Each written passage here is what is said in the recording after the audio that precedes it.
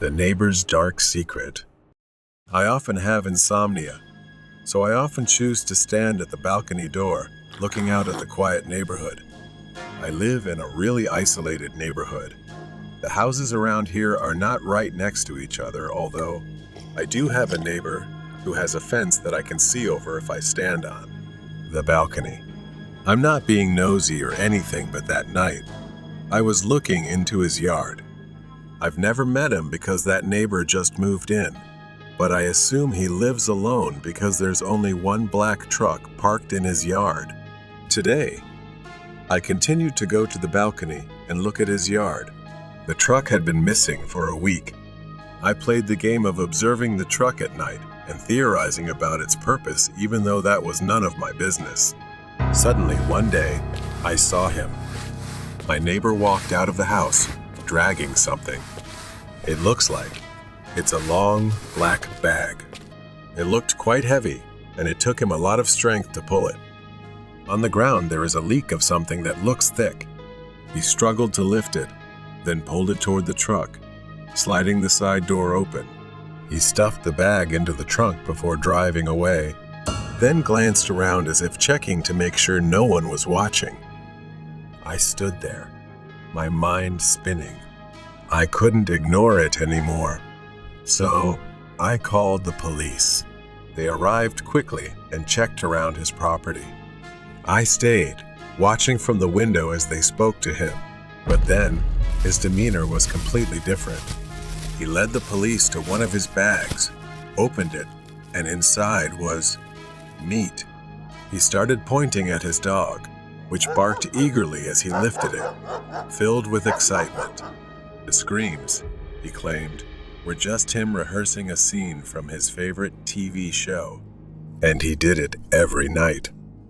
The police found nothing else. To protect my identity, the police came inside and spoke privately about me calling them. They warned me. They said if I continued calling without evidence, I could be charged with privacy violation and harassment. When they left, my neighbor came over, placing a hand on my shoulder. With a friendly smile, he said, "Let's not let little misunderstandings get out of hand, all right?" It felt like a warning.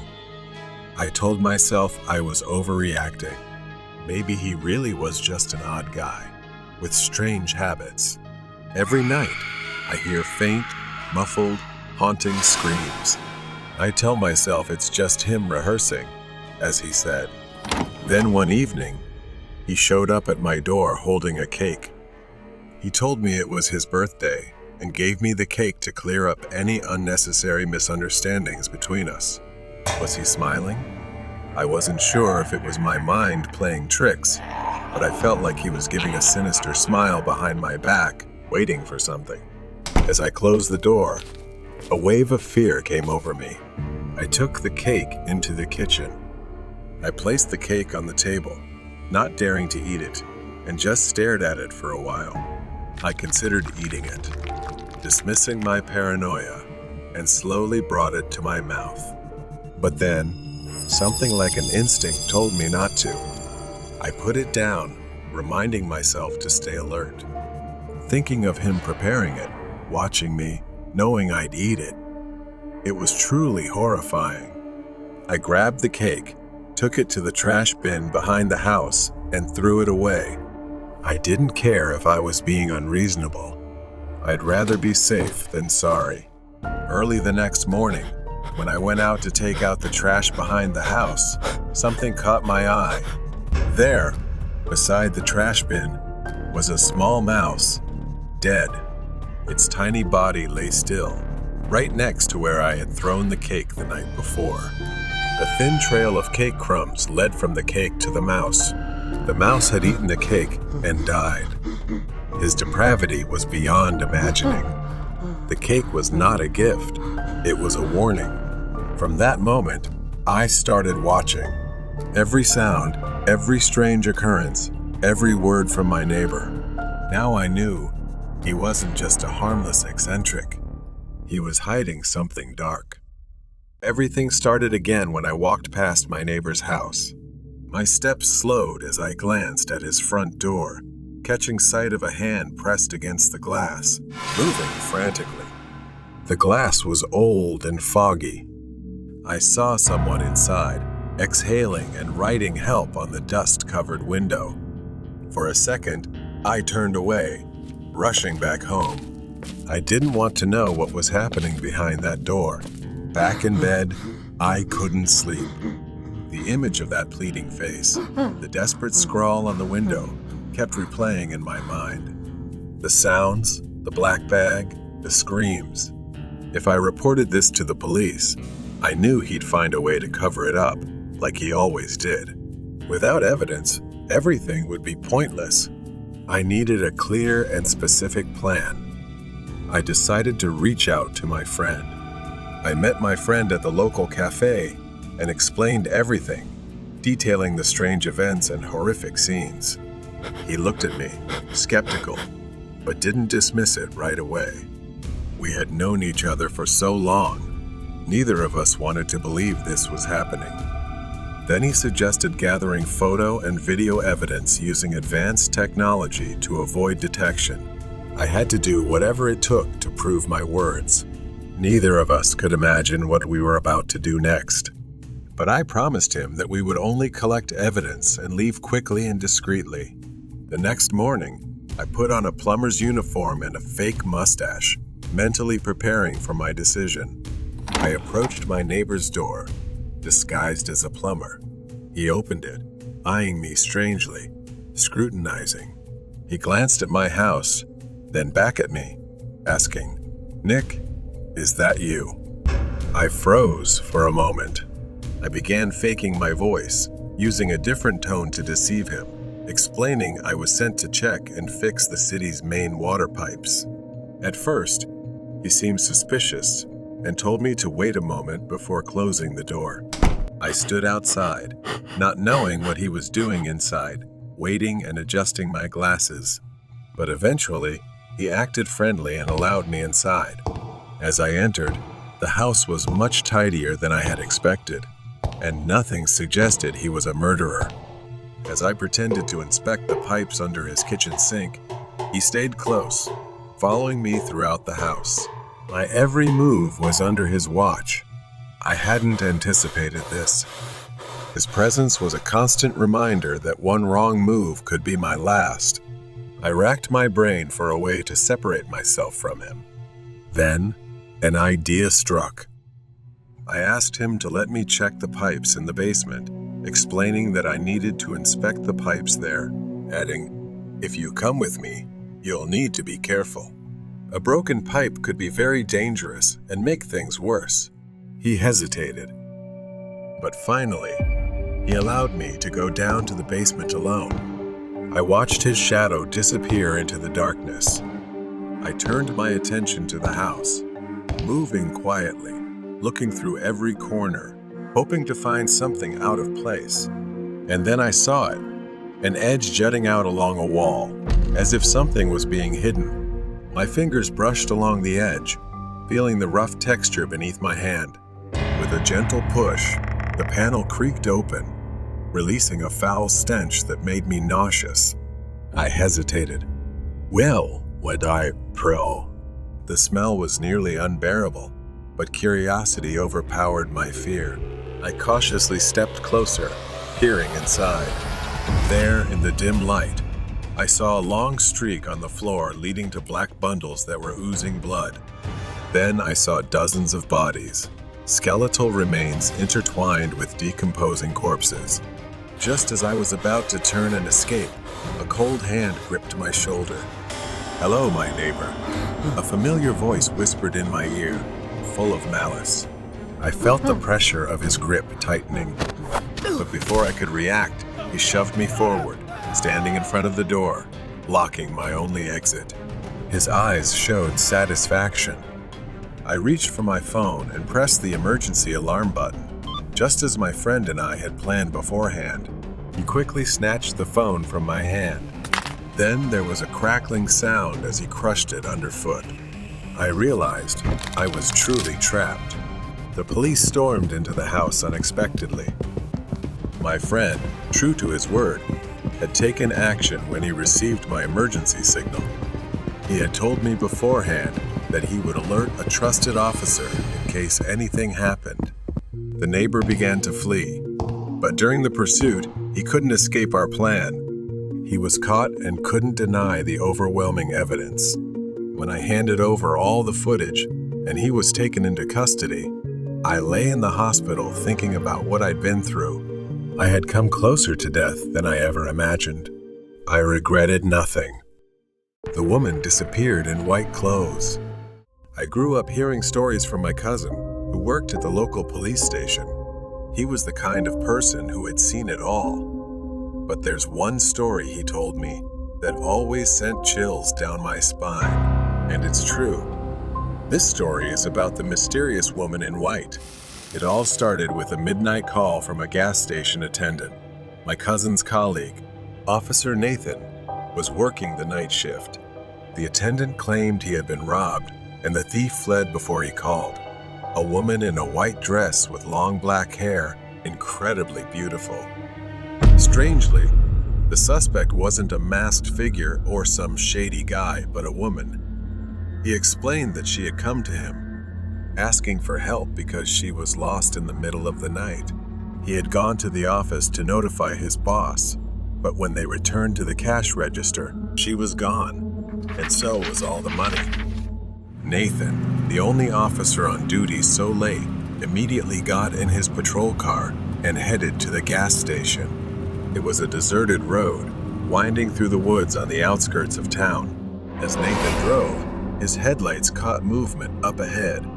A dark shadow was slowly walking toward him. Walking alone in the opposite direction was a woman in a white dress. She matched the attendant's description exactly.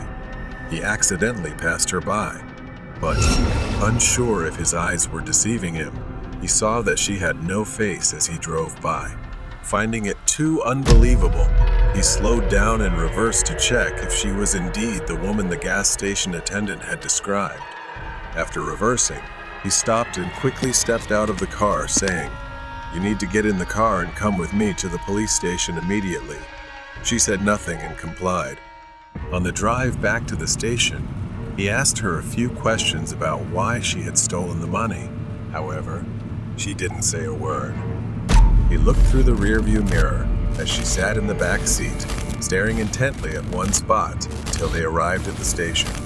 Her behavior was strange, so he thought the woman might have mental issues. After that, he decided not to ask her any more questions. When they got back to the station, they began interrogating her, but she still didn't speak. His shift was almost over, so he prepared to hand over the report to the incoming officers. Just before he was about to leave, she suddenly started talking. She gestured and spoke, promising to return the money the next day if they let her spend the night in the holding cell at the station. She kept insisting that she had nowhere to go, and the officers were quite confused by what she was saying, unsure of what to do. Nathan reported to his superiors. He was informed that they couldn't move her to another holding facility that day. So in the end, they agreed to her request and placed her in the holding cell. Before leaving, Nathan made a final call to the gas station, informing the attendant that they had caught the suspect. The money would be returned the next morning, or so they thought. The next morning, Nathan returned to the station. As he approached the woman's cell, he witnessed a horrifying scene. The cell was empty. The woman they had arrested the night before was gone, except for the crumpled body of a man, her cellmate. His face was shredded with deep scratches, his wide eyes frozen in terror, and his body was pinned to the wall with nails driven into the flesh. Scattered around him were bills, and a few banknotes that hadn't been found the day before were stuffed into his pockets. Worse still, scrawled in blood on the wall beside his body were the words, "I have paid the debt." Nathan frantically searched the area. Even more terrifying was that she had completely vanished. No one heard or saw anything. The cameras? They hadn't captured any footage of her entering or leaving the cell. She had disappeared without a trace. A thorough search was conducted, The surrounding area was combed, and every possible lead was followed, but the woman in white was never found. She simply vanished, like a ghost fading into the darkness. Even to this day, no one knows who or what she was, but the officers present that night remain haunted by the incident. That's the whole story my cousin told me. I sat and listened, and I could still see the fear in his eyes when he spoke about her. The question that always haunted me was how she managed to escape from the cell. Was she human or something far worse? The strangest part is that she evaded all the surveillance cameras. After countless investigations, they still don't know what happened that night or where she went. The mystery of the dolls. Her name is Mari. She was on her way to Manor Street, covered in thick fog. Siri's voice alerted, "You have arrived at your destination." The silhouette of the mansion slowly emerged from the fog. Perched on a hill, surrounded by strange 18th century architecture, it looked like something from a nightmare, making her uneasy. She parked her car a block away and walked the rest of the way. The Coopers were an old, wealthy family, and tonight, she was babysitting their 10-year-old daughter. Mrs. Cooper had explained over the phone that their regular babysitter had an emergency, and they were willing to pay her triple her usual rate. The offer was too generous to refuse. As soon as she stepped in, Mrs. Cooper, a pale and frail woman, greeted her on the porch with a forced smile. She told her, "Bridget is upstairs. I've left instructions on the table. Please, don't bother her too much." Mrs. Cooper kept glancing around, as if there was something she couldn't tell Mari. Mari walked down the dark, seemingly endless hallway. She followed the instructions left for her, leading to the room at the end of the corridor. When she entered, she saw Bridget sitting in the middle of the room. Her large black eyes seemed too old for her face. She was clutching a porcelain doll, its face eerily lifelike.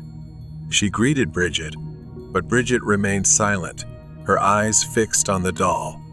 The room was filled with dolls, porcelain faces, shiny hair, all meticulously arranged around the room. Mari shuddered at how real their hair looked. She tried to engage Bridget with stories and games, but the girl remained eerily silent. Hours passed in strange silence until finally, around 10 p.m., Bridget said she was sleepy. Mari led Bridget to the bedroom, and that's when she noticed something was wrong. The girl began moving toward the dolls, saying, "They are my slaves." She could hardly believe her ears. She never expected something like that to come from a child. She knew she needed to keep a closer eye on the girl. By 2 a.m., she had dozed off on the couch. A sudden noise startled her awake.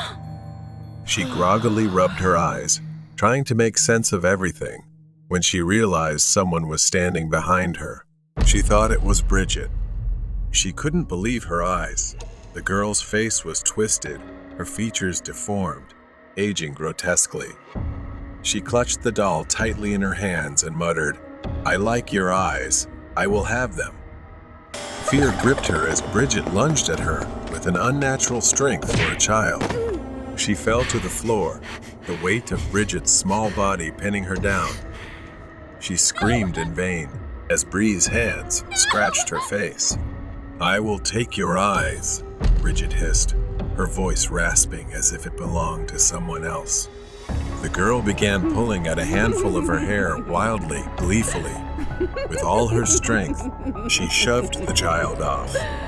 She ran down the long hallway, glancing back to see Bridget enraged, chasing her madly. In desperation, she grabbed a decorative figure from a side table and hurled it at Bridget. It struck her forehead, and Bridget screamed in pain, staggering back. But it wasn't enough to stop her. She ran until she burst through the front door, flagging down a passing car. The driver, alarmed by her disheveled appearance, helped her get to the nearest police station. When she returned to the mansion with the police, the truth revealed was more horrifying than anything she could have imagined. Bridget wasn't a little girl. The woman she had been babysitting was a dwarf, Mrs. C, Cooper's deformed sister, whose body never grew but whose mind had twisted into something monstrous over the years. She often comes to the mansion, kills them in their sleep, and collects what she likes. But what she likes the most is their hair. She will use it to make dolls. The police uncovered 7 bodies in the backyard, all young women, all missing their hair. The porcelain dolls in Bridget's room were adorned with their scalps, their hair meticulously attached to the dolls she called her slaves. Mrs. Cooper had been covering up her sister's crimes for years, burying the bodies and protecting her in some inexplicable way. The police arrested both women. She now sat in her small apartment, still haunted by the events of that night. She no longer babysat, and just the sight of a doll made her heart race. The memory of Bridget still haunted her dreams. Intruder from the garage. It was just another long, dull day at school, but as I walked home, the excitement of Friday relieved me. Tomorrow was a day off from school. Finally, I could relax. As I approached home, I noticed something strange. The garage door was wide open, and the light inside was still on. My dad had left early that day for a business trip, so he must have rushed and forgotten to close it. I didn't think much of it at the time. I went into the garage, turned off the light, and pulled the door shut behind me. The silence of the house welcomed me as I stepped inside, and the thought of having the whole place to myself felt like freedom. My mom had gone to a friend's house for the evening, so I settled in for a night of video games and movies. Hours passed as I immersed myself in my game. The house was quiet except for the occasional noise from the TV. I decided to get a drink, and as I walked into the kitchen, something caught my attention. The light in the garage was on again. I paused. A strange, eerie feeling washed over me. Had I forgotten to turn it off? Or had my mom come home? But I hadn't heard her come in. My heart began to race as I approached the garage door, my footsteps feeling heavy. As I stepped into the garage, every drawer in my dad's workshop was open. His tools were scattered across the floor as if someone had frantically searched for something, but there was no one here. I quickly turned back inside, locking the garage door. Something was wrong. I could feel it. I prepared to head back to the living room, planning to try to watch TV to calm down. Then, from behind me, I heard the garage door handle rattle violently. I froze, staring at the door, watching it shake harder, as if someone on the other side was desperately trying to get in. I grabbed my phone, my hand trembling as I realized I needed to get out of the house. In my panic, I didn't notice that the noise had suddenly stopped.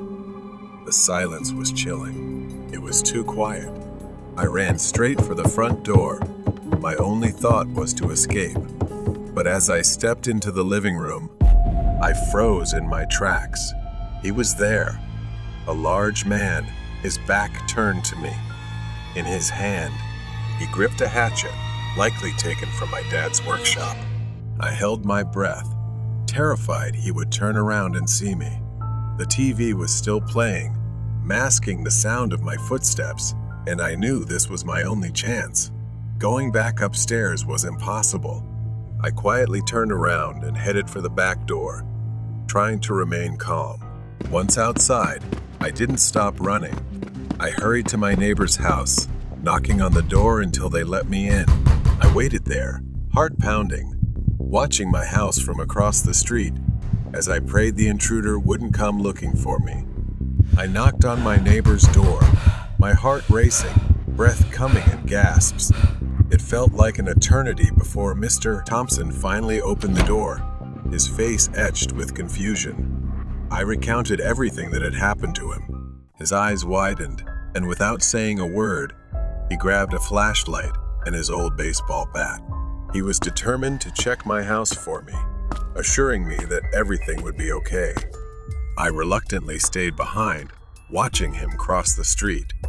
My body still trembled with fear, my mind racing with worst-case scenarios. I had called the police. They were on their way, but the thought of that man in my house, with my dad's hatchet in hand, haunted me. I watched as Mr. Thompson cautiously approached the front door, using the flashlight to scan the windows and garage. He disappeared inside. I strained to listen for anything, but everything was eerily silent. Suddenly, I saw him step outside, and from across the street, a small voice echoed back, "There's no one there. The house is empty." A wave of relief washed over me, but I still needed to remain vigilant.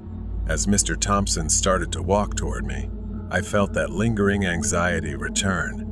Before I could voice my concerns, a dark figure shifted behind him. My blood ran cold. The intruder. He was there, emerging from the shadows of the house, with an axe glinting under the dim porch light. I screamed, trying to warn Mr. Thompson, but it was too late. As he turned around, the intruder lunged at him. A fierce struggle ensued. Mr. Thompson swung the baseball bat, but the intruder was strong. The two grappled, the axe dangerously close to Mr. Thompson's head as they stumbled across the lawn. My legs wouldn't move, paralyzed with fear as I watched the scene unfold. Every second felt like a nightmare. Mr. Thompson tried to deliver a solid blow with the bat, striking the man's ribs, but it wasn't enough. The intruder howled in pain, but instead of backing off, he raised the axe, ready to attack. Just as the axe came down, Mr. Thompson lunged to the side, narrowly avoiding the strike. In that moment of distraction, Mr. Thompson landed another blow, throwing the intruder off balance. I finally decided to rush forward to help, but before I could reach them, the sound of police sirens rang out. The intruder looked up at the sound of the sirens, and in a final effort to escape, he sprinted toward the backyard. Mr. Thompson staggered to his feet, breathing heavily but still standing strong. The police arrived just in time, their flashlights cutting through the darkness as they chased after the man. Within minutes, they had subdued him. The man thrashed wildly, growling like a wild beast, but the police quickly overpowered him, pinning him to the ground and cuffing his hands behind his back. I stood there, trembling, watching the whole scene unfold. Mr. Thompson walked over to me, holding his side where he had been hit, but he still managed to smile. "You're safe now." I felt grateful, as if I had been saved. I recounted every detail I could remember to the police, but all I wanted to do was forget. I sat down on Mr. Thompson's porch, my body shaking, watching the man being driven away in the police car. It was all over, but the image of the intruder's face, his wild eyes, and the sound of the axe slicing through the air would haunt me forever. Mr. Thompson sat next to me, placing his hand on my shoulder for reassurance. "You did the right thing, kid," he said softly. "It's over now." But deep down, I knew the fear would linger with me. I would never forget how close I had come to being trapped in the grip of something truly evil. The haunting of the abandoned station. It was a chilly autumn evening in our small town. Inside the diner, warmth enveloped me. Sarah, my girlfriend, was finishing her cup of coffee. We had been dating for a few months, and tonight seemed like the perfect opportunity for an adventure since we both enjoyed that. After dinner, we decided to explore the old abandoned train station in town. The train station loomed before us. Built in the early 1900s, it had once been the heart of our town, but now it lay in ruins, overtaken by nature.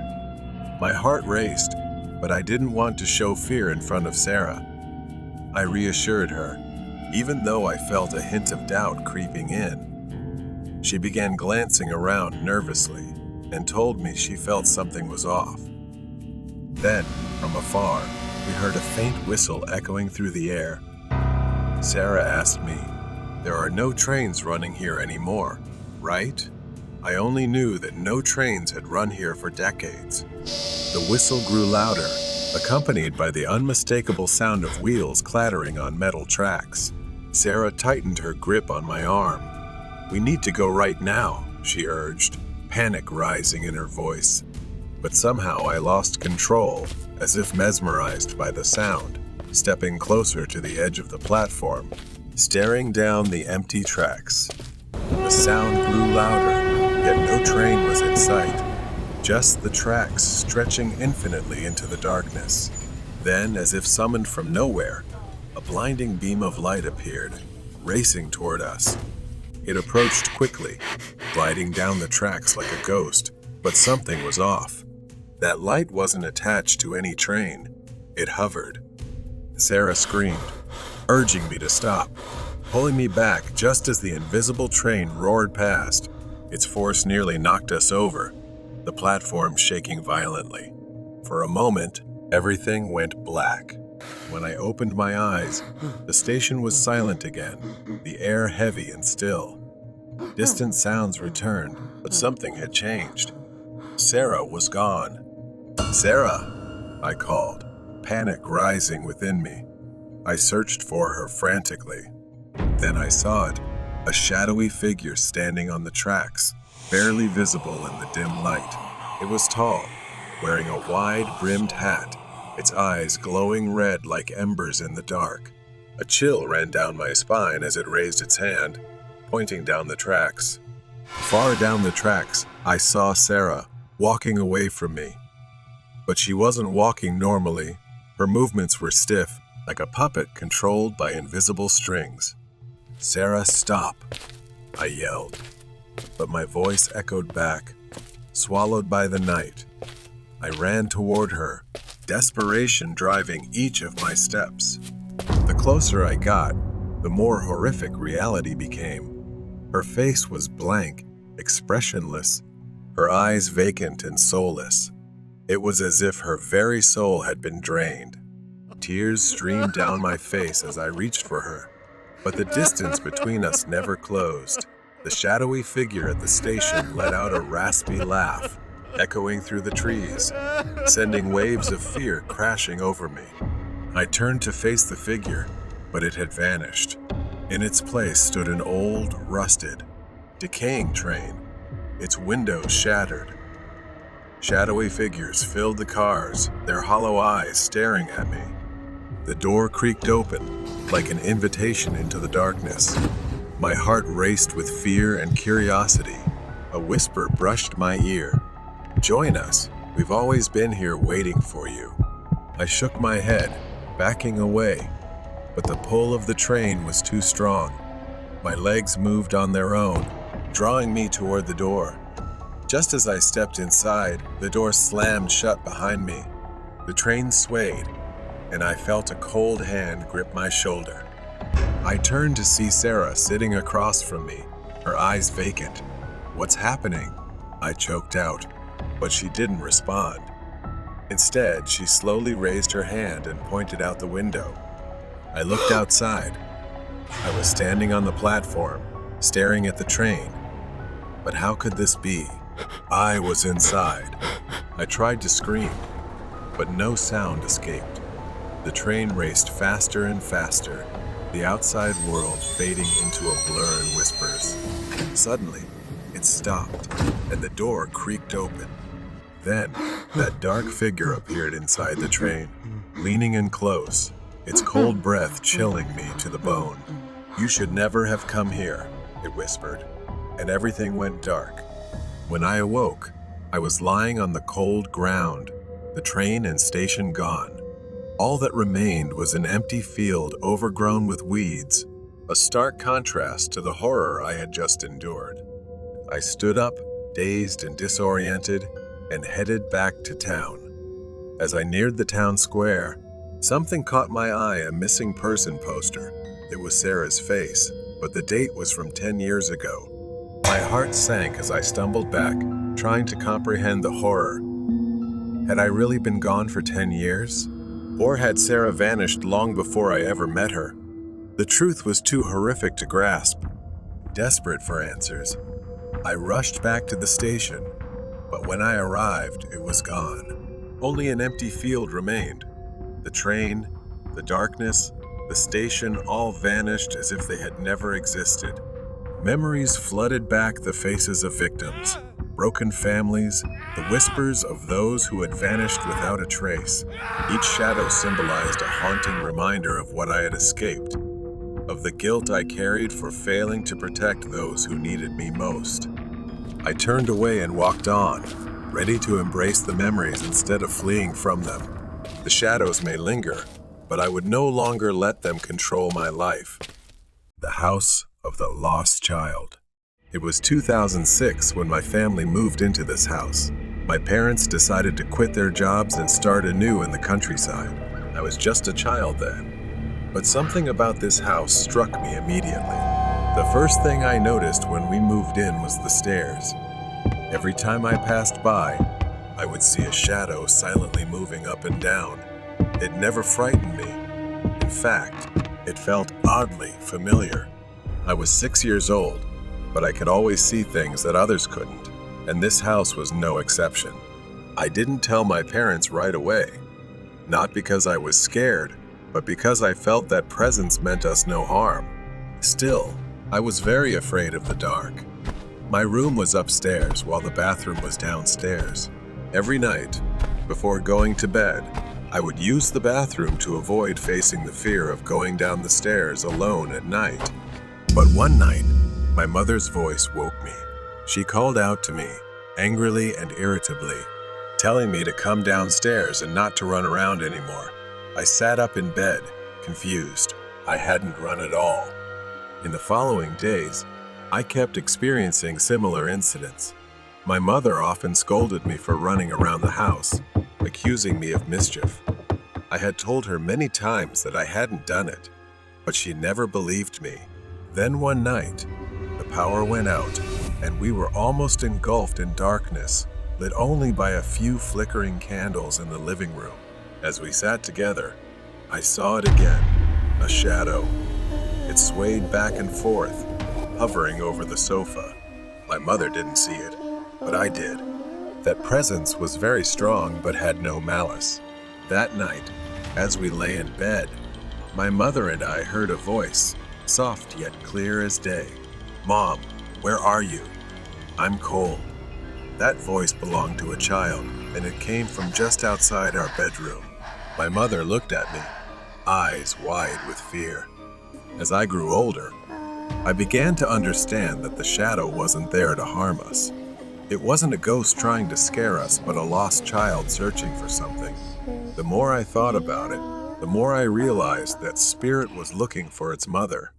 I had a friend who could sense things like I could, and they suggested that I tell the spirit to move on. So one quiet afternoon, I stood in the living room and said to the air, "I believe your mother loves you very much. You can move on. It's time to go to a happier place." The house felt different afterward. The shadow disappeared. The footsteps stopped. No more voices at night. I thought that the spirit had finally found peace, or perhaps it needed to validate something because it had been left here and unable to move on in this house. In 2018, my aunt, Tita, who had worked abroad, returned home to retire. One evening, we sat together in the living room, sharing stories. We talked about the strange occurrences that had taken place in the house over the years. I told her about that spirit, about how my mother had once mistaken it for me because it looked like a small child. I explained how I had ultimately helped it move on. As I was speaking, I noticed something. Tita, she's crying. She started telling me a story I had never heard before. Long before I was born, my grandmother, she was pregnant with Aunt Tita. Not long after that, there was a baby boy. She named her son Angelo. Suddenly one day, Grandma left and didn't come back. At that time, Aunt and Angelo were too young to know what to do in this remote suburb. So, Angelo lay on the sofa. The boy was sick and passed away in his sleep while clutching a small glass jar that his mother had given him. He was only about 3 to 4 years old. At that time, my aunt was too young to understand what was happening and thought her brother was just sleeping until one day a neighbor came and took the boy to a small coffin and buried him. Our new house sits on this land. Perhaps the boy could not move on because he was waiting and didn't know when his mother would return. Sometime later, my aunt, the boy's sister, passed away just after we talked about him. Now, standing in front of the house, I can't shake the feeling that something has changed. Then came the unmistakable sound of soft footsteps. They echoed from the hallway behind me, moving toward the stairs. I turned around, breath caught in my throat. The shadow had returned. As I climbed the stairs, I saw the shadow standing right above and sliding into my bedroom. Upon reaching the room, I hesitated. My hand hovered over the doorknob, and just as I was about to turn it, I heard, "Mom, where are you?" I slowly pushed the door open, the creaking hinges filling the silent house. The room was bathed in the faint light of the moon filtering through the window, casting a cold glow over everything. My heart skipped a beat as I saw Angelo. This time, he was not just a shadow. He stood in the middle of the room, a small, frail figure, unmistakably a child. His head was bowed down. Then slowly, Angelo lifted his head, and for the first time, I saw his face. A face with deep-set eyes filled with sorrow. His mouth opened, and in a voice that sent chills down my spine, he whispered, "Mom, where is she?" I wanted to tell him, to explain that she had passed away. But before I could say anything, he raised a small glass jar, looking at it as if it held an ominous energy imprisoning his soul. Angelo stood still, clutching the jar, looking at me with hollow eyes. I had to do something. I couldn't let Angelo remain trapped forever. I took a deep breath, my voice trembling as I finally spoke to Angelo, telling him that his mother was no longer here. I told him to always believe that she loved him, so I urged him to move on. For a moment, Angelo's expression softened, but then he tightened his grip on the jar. His voice rang out again, firm and more desperate. "Where is my mom? I want to see her." As if he didn't believe the words I was saying, tears welled up in my eyes as I realized there were no words that could satisfy him. He wasn't just seeking peace. He wanted his mother, and nothing else mattered more than that. I could feel the air shift, the temperature drop, and for the first time in years, I felt fear. I couldn't let him stay. I had to help him find peace. Without thinking, I stepped toward him, my hands trembling. "Angelo, I can help you find her. But first, you need to let go, to release everything." His gaze shifted from the jar to me, his hollow eyes filled with confusion and longing. Slowly, very slowly, he began to loosen his grip on the jar. As it fell from his hand and shattered on the floor, the room went silent. Angelo's figure began to fade, dissolving into the moonlight. Before he disappeared completely, I heard his voice one last time, soft, almost a whisper, "Thank you." I stood outside the house. The weight that had burdened it for years was gone. Angelo was finally free. The feeling of guilt lingered, but I knew I had finally helped him find the peace he had been searching for all these years. The love his mother had for him, the love that had anchored Angelo to this world, had freed him. Perhaps he was beginning to understand the painful truths that even I never wanted to hear. He would likely continue his journey to find his mother in another world where he truly belonged. I looked back at the house one last time. It no longer felt haunted. Now, it was just a house, quiet and still. Angelo had gone, but he left behind something much more enduring. It was a son's love for his mother, transcending the boundaries of life and death. Man in Black Cloak. The sun shone down on a small village nestled among towering mountains. An old suspension bridge stretched across the rushing St. River, its wooden planks creaking in the wind. His name was Brandon, and he was sitting at the table, surrounded by stacks of books as he prepared for the bar exam. The stress weighed heavily on him. and he decided to take a break in a secluded spot. Stepping outside, the chilly late October air hit him. Brandon walked past a few nearby houses, the crunch of dry leaves underfoot creating a soothing sound. As he approached the suspension bridge, he gazed at the rushing river below. He closed his eyes, taking in the fresh air of nature. Suddenly, he felt the presence of someone nearby. He opened his eyes and saw a man in a black cloak standing in the middle of the bridge, fully shrouded. Brandon's heart raced as he saw the man drawing something on the railing of the bridge. A sense of unease rose within him, and he chose to avoid the man, turning back toward the forest along the riverbank. The overgrown trail ahead was thick with brush. He carefully tread over the uneven ground, trying to shake off the lingering anxiety after his encounter with the man. Emerging from the foliage, he reached the creek's edge. The sun was setting, casting long shadows across the ground. A brief sense of peace washed over him, but it was fleeting. In the fading light, Brandon saw flickering flames ahead. Confusion filled him, as he had expected to be alone out here. Curiosity rose despite his unease. Brandon moved closer, the crackling sound of the fire growing louder. As he approached, he saw 3 people in black cloaks standing around a man who looked injured, bound and covered in blood, lying on the ground. He could only hold his breath in fear.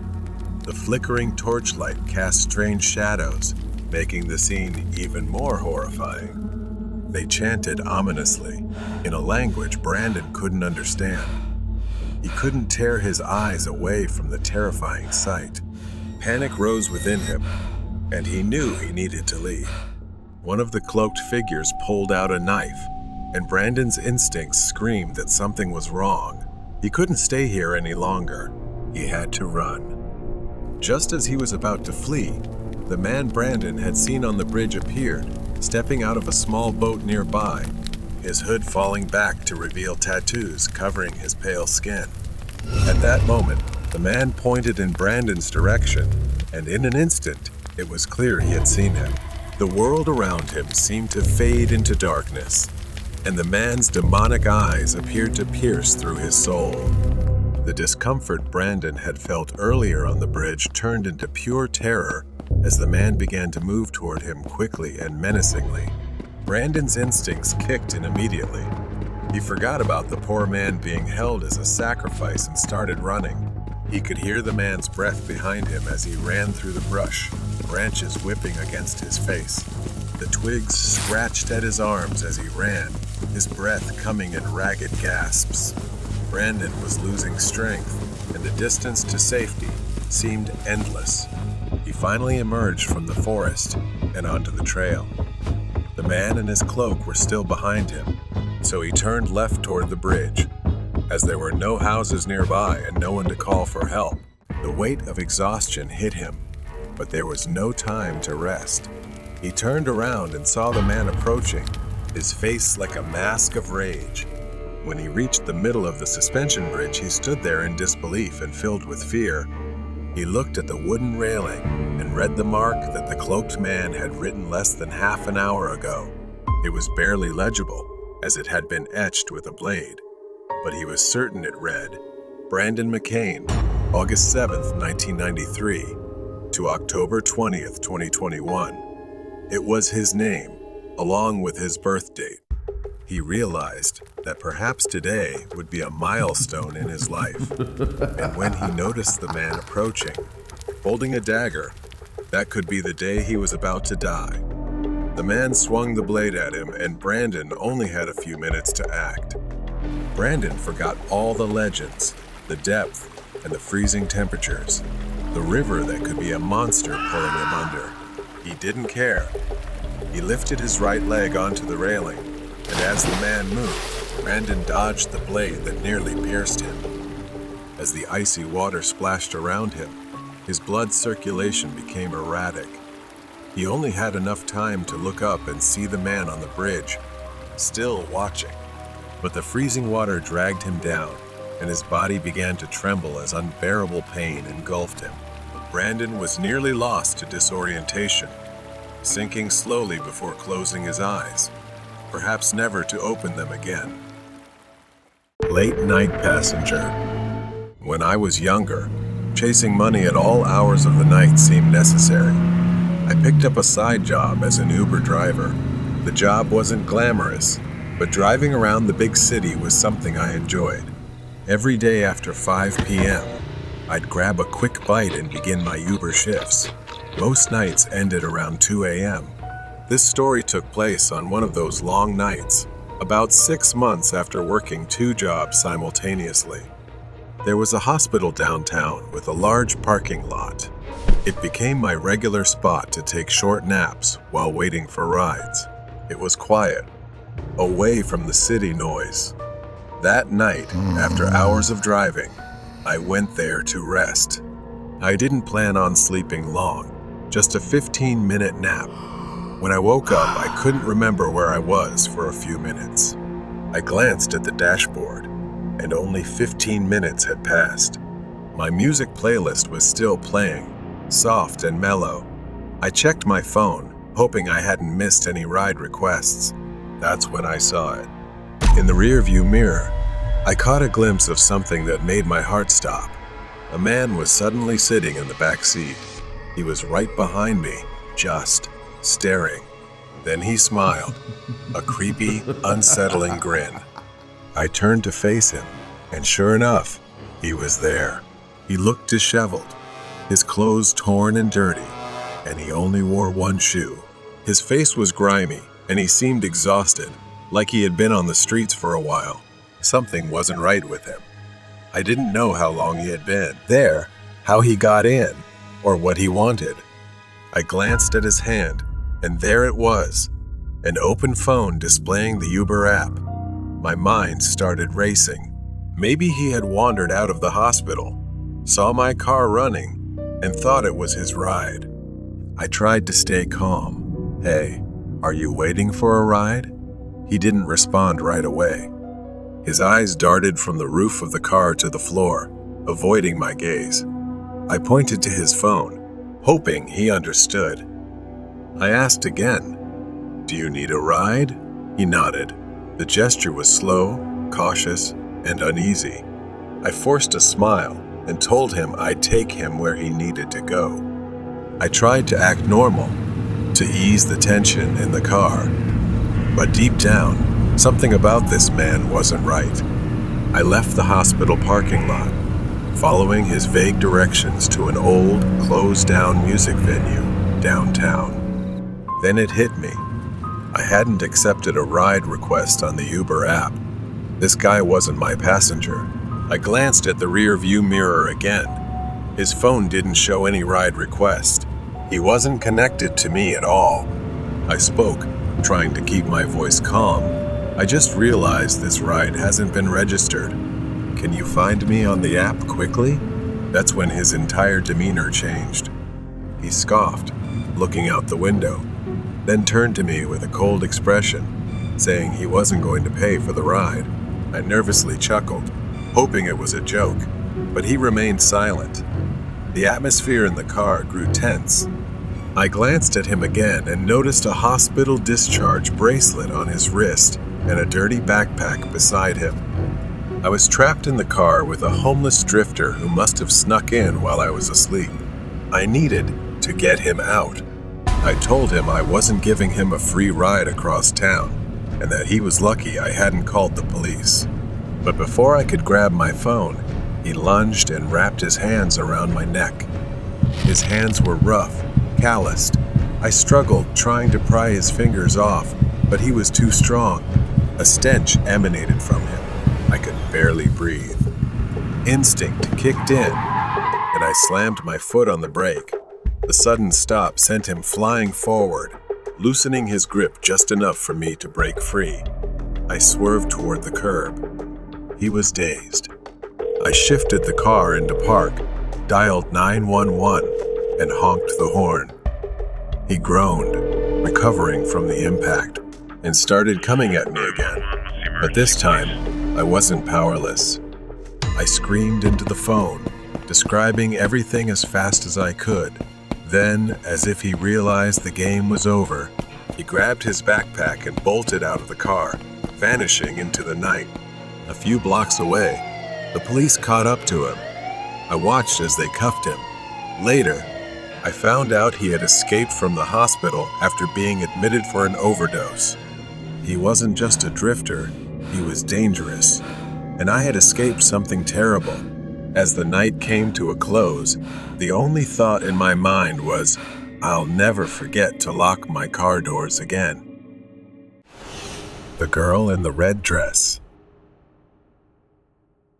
The house we moved into after my father's death wasn't anything special, just another old, quiet mansion in the suburbs, far removed from our old life. It had been abandoned for a while, and it was clear why the rent was suspiciously cheap. Overgrown grass and neglected old furniture gave it a forgotten feel. But to my mother, it was home. I was 20 years old, and I dealt with my grief in my own way. Not long after we moved in, I began noticing small things slowly emerging in the house.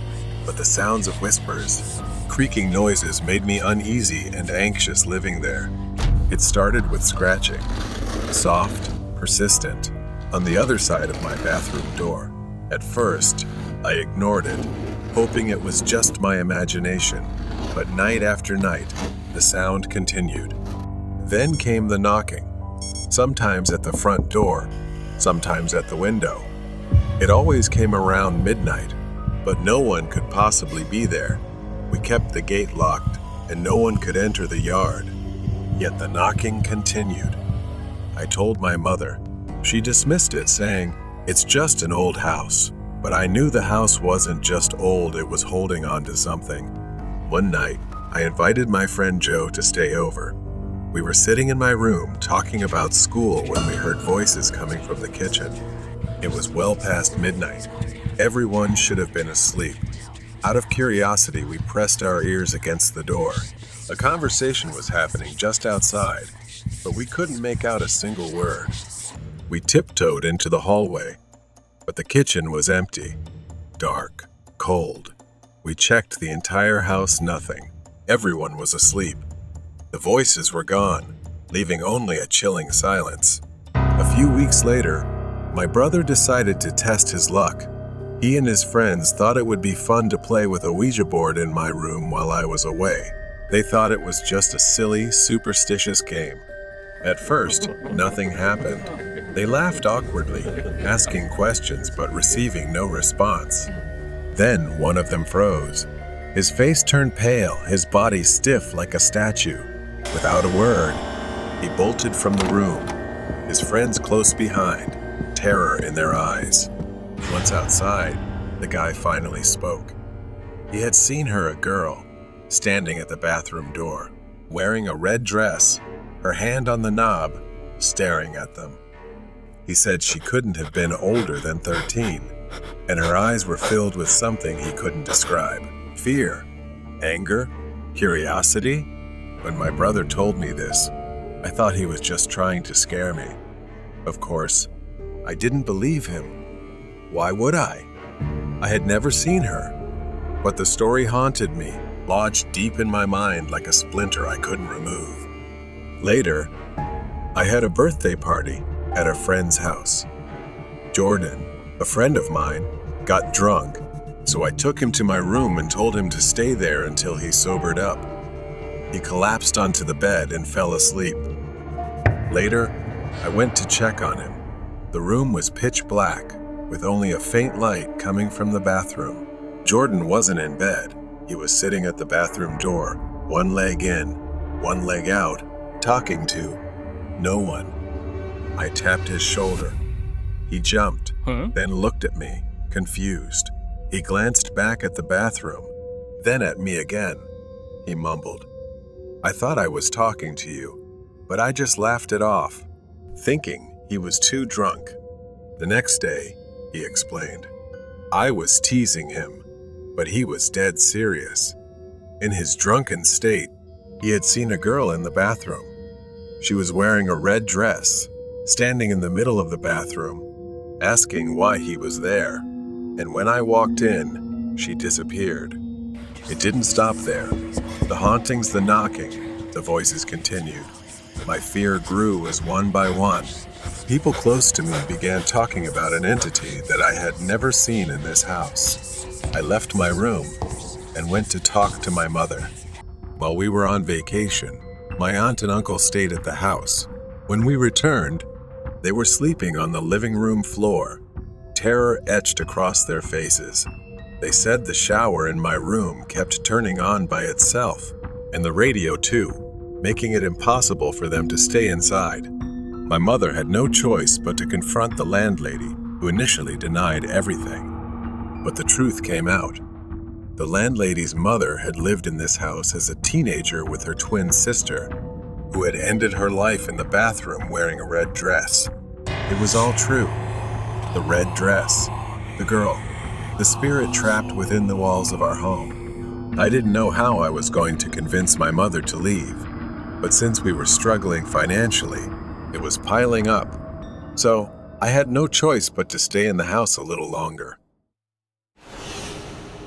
The girl in the red dress. The days that followed were tense, filled with a thick sense of unease that blanketed the house. My mother decided we should move out and find a new place to live. However, things weren't settled yet, and we faced difficulties. So we had to stay in the house a little longer to figure things out. That was our last night in the house. I couldn't sleep. The woman in the red dress kept lingering, haunting my mind. I lay in bed, wrestling with these thoughts until I couldn't take it anymore. I needed to see the house one last time. I got out of bed and walked through the dark hallway. I headed to the bathroom, where it all began. As I reached the bathroom, a chill filled the air, heavy with tension. I hesitated at the doorway, feeling something preventing me from turning on the light.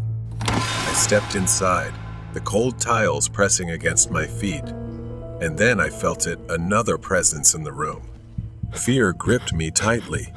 Her presence was so strong, I could feel her breath on the back of my neck. I didn't dare turn around, didn't dare move. As I stood in the darkness of the bathroom, a cold hand rested on my shoulder, and a flood of images of the girl in the red dress filled my mind. It was as if she was showing me her story. Buried for decades, the girl, now known to me as Maria, had lived in this house long ago. She was intelligent and talented, but her life was full of suffering because her twin sister was always more favored for her beauty. Everything about Maria seemed overshadowed by her sister. As the years passed, she felt trapped in her own home, living in her sister's shadow, who seemed to have everything Maria longed for. The breaking point came when her sister fell in love with a man. They planned to marry, with their parents' blessing. But Maria, who had quietly loved the same man, was devastated. Even her own chance at happiness was taken from her. Unable to bear the pain, Maria spent much of her time in the small bathroom. It became her sanctuary, the only place where she could escape the suffocating presence of her sister, and the life she felt was never meant for her. One night, overwhelmed by sorrow and loneliness, she made a tragic decision. She thought that leaving this world would make things better, and she ended her life in that very bathroom. Her sister, consumed by guilt, left the house in grief, but Maria's spirit remained bound to the house, trapped in the place where she had taken her own life. As the images faded, I understood the profound despair of Maria. Her spirit had lingered all these years, waiting for someone to recognize her pain. But now, as I stood there in the bathroom, I felt a strange connection with her. The sorrow that had once filled the room was replaced with an intense urge to help her find peace. I whispered, trembling, calling Maria's name. I told her, I understand what you've been through. You don't deserve to be so alone. I'll leave, and you don't need to stay here anymore. It's time to let go and find peace. In that moment, the cold hand on my shoulder lifted. The oppressive air slowly began to ease. For the first time since we moved in, it felt as if the house itself had released its hold on her after all this time. That night, I slept in my bed without fear, no knocking, scratching, or voices. Everything had disappeared. Perhaps she had finally left, freeing herself from the chains she had once forged. The next morning, as we packed the last of our belongings into the car, I looked back at the house one last time.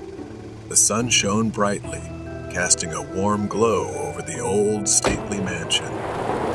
As we drove away, I felt that Maria had found the peace she longed for. The house was just a house now, no longer haunted by the sorrow of the past. And though I know I will never return, I will always remember Maria, the poor girl in the red dress, who finally found the freedom she had been denied in life. The Yin and Yang train. The Midnight Express was a train shrouded in mystery and fear. It was said to appear only once a year, on a stormy night, traveling through the remote countryside. Legend had it that those who boarded the train never returned. As a journalist for a local newspaper, I had always been skeptical of such tales, but I couldn't resist the lure of a good story. This year, I decided to investigate. It was a dark and stormy night, fitting for the task at hand. I drove to the old, abandoned train station where the Midnight Express was rumored to appear. The station was in disrepair, with weeds growing through the cracks in the platform and broken windows staring like empty eyes. The air was thick with anticipation and the distant rumble of thunder. I set up my camera and waited, the rain pouring down relentlessly. Just as I was beginning to doubt the legend, a distant whistle pierced the night. My heart raced as I saw the faint glow of the train's headlight approaching. The Midnight Express emerged from the darkness, an old steam engine with an eerie, almost spectral appearance. The train slowed to a halt, its doors creaking open. Despite my fear, I boarded the train, determined to uncover the truth.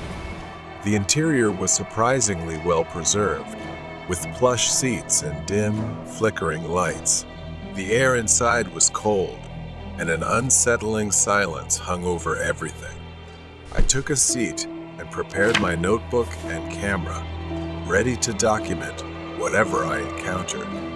As the train began to move, I noticed that I was not alone. A few other passengers were scattered throughout the train, all of them staring straight ahead, their faces devoid of emotion. I tried to strike up a conversation with the man sitting across from me, but he remained silent, his eyes empty and hollow. A shiver ran down my spine. The train moved through the night, the storm raging outside. I decided to explore the other cars, hoping to find someone willing to talk. As I walked through the train, I noticed the passengers all had the same vacant expressions. They seemed more like mannequins than living people. My unease grew with each step. In the last car, I found a conductor. He was an old man with a weathered face and piercing eyes that seemed to see right through me. Can I help you? He asked, his voice gravelly and cold. I told him I was a journalist investigating the Midnight Express and asked about the passengers. They are souls trapped between this world and the next. This train is their purgatory, a place where they must confront their past sins before moving on. I felt a chill as I realized the gravity of his words. Why am I here? I asked. The conductor's eyes darkened. You sought the truth, and now you are part of it. You must face your own demons before you can leave. Panic set in as I tried to leave the car, but the door wouldn't budge. The train began to feel like a prison, the walls closing in on me. I ran back to my seat, hoping to find some way out. The passengers' faces seemed to contort into grotesque masks, their eyes following my every move. Desperate, I looked out the window, but the landscape had changed. Instead of the familiar countryside, I saw scenes from my own life, moments of regret, guilt, and pain. The train was forcing me to confront my own past. As the storm outside intensified, so did my memories. I realized I had spent my life running from my mistakes, never facing the consequences of my actions. The train slowed to a stop, and the conductor appeared again. It's time, He said. With a deep breath, I stepped off the train and into the unknown, ready to confront my past and seek redemption. The Midnight Express disappeared into the night, leaving me alone on the platform, but no longer afraid. I had found my story, and it was one that I would carry with me forever. Pharmacy Obsession. It was a quiet evening. Lily had been working as a pharmacy technician for a few years. It was a simple job, filling prescriptions and dispensing medications. The pharmacy had its regular customers. Some were friendly, while others were a bit odd, but everyone got used to them. Joe was one of those regulars, a man in his mid-30s who came by often. He stood out with his long, disheveled hair and eccentric clothing.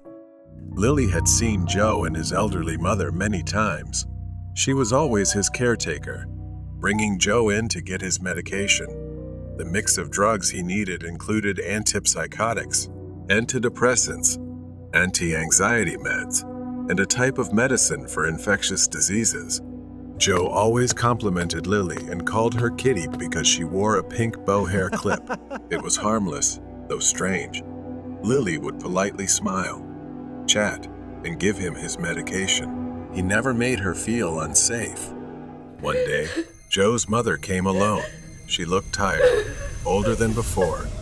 She told them that Joe wasn't well.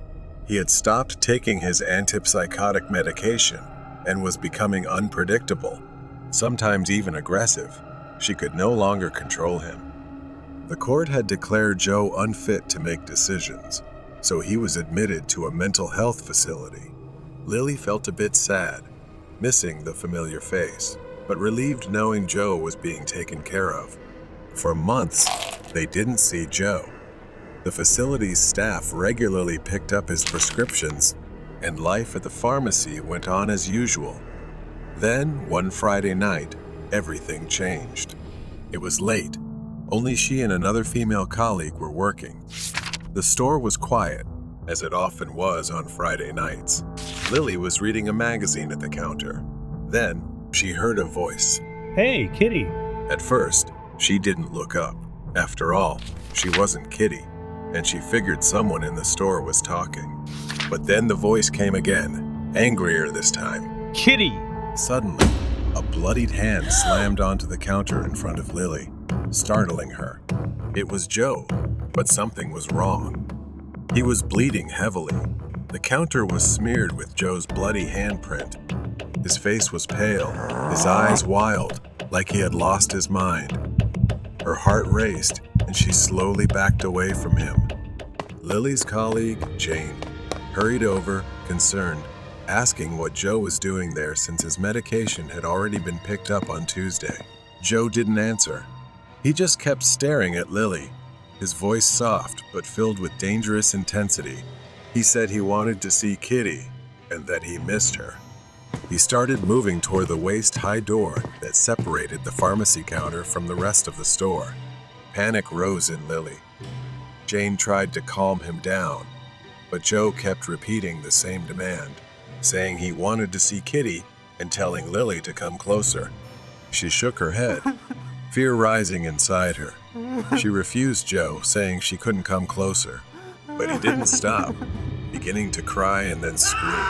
He started climbing over the counter, his bloody hands gripping the edge, leaving deep red stains on the white surface.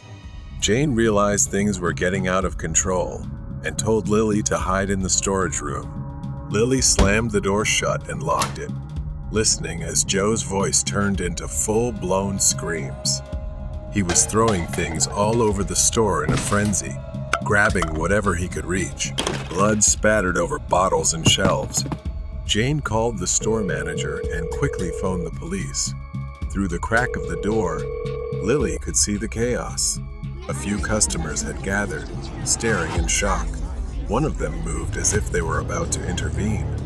Both Lily and Jane shouted together, "Don't touch him!" because Joe had an infectious disease, and his blood was everywhere. Anyone who touched him would be at risk of infection. The police arrived quickly, but didn't rush in. They were wearing full protective gear, gloves, masks, and all because of Joe's blood. They cautiously approached him. At first, he resisted, screaming for Lily. But finally, the police managed to sneak behind him and sedate him. Joe collapsed to the floor, unconscious, and his bloody rampage was over. The store had to be closed.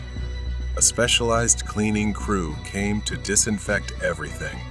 A few days later, after the store reopened, Joe's mother came by to apologize.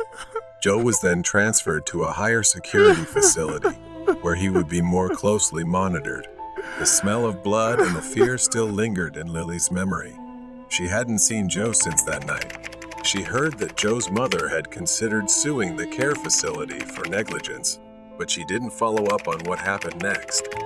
She just continued her work, but she would never forget him. Run away from the stalker. It was one of those summer nights where the air was still, and everything seemed eerily quiet. The large, suburban house, with its perfectly trimmed lawn, stood imposingly. Inside, Chase and I had no idea of the terror about to unfold. I was 15 at the time, hanging out at my friend Chase's house. His parents were out, and we were home alone. The basement was every kid's dream. A TV, a pool table, video games. It was the kind of place that made you forget the world outside, and we were living the dream. We lounged on a big leather couch, watching a horror movie on TV, munching on chips. Chase had started to doze off. I was struggling with my own unease, the kind of anxiety I often felt when sleeping over at a friend's house. But tonight, it felt different. It was much worse. It must have been past midnight when I heard it. A door creaking open slowly. I glanced over the back of the couch and saw something unsettling. The laundry room door in the basement was wide open. I wanted to believe it was a trick of my mind, maybe just the wind, but I knew better. I quickly shook Chase awake. Chase, wake up. The laundry room door. It opened by itself. Chase, groggy and half asleep, mumbled something about it happening all the time and told me to go back to sleep. He didn't seem panicked, but I couldn't shake the strange feeling crawling down my spine.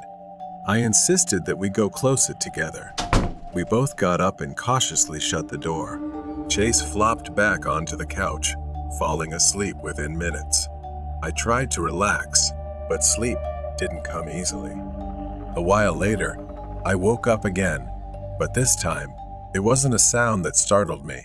Standing behind the couch, looking down at us, was a man. I froze. My breath caught in my throat. The man was pale, sickly looking, with sunken eyes and an expression that was deeply unsettling. He stood there, motionless, just staring at us.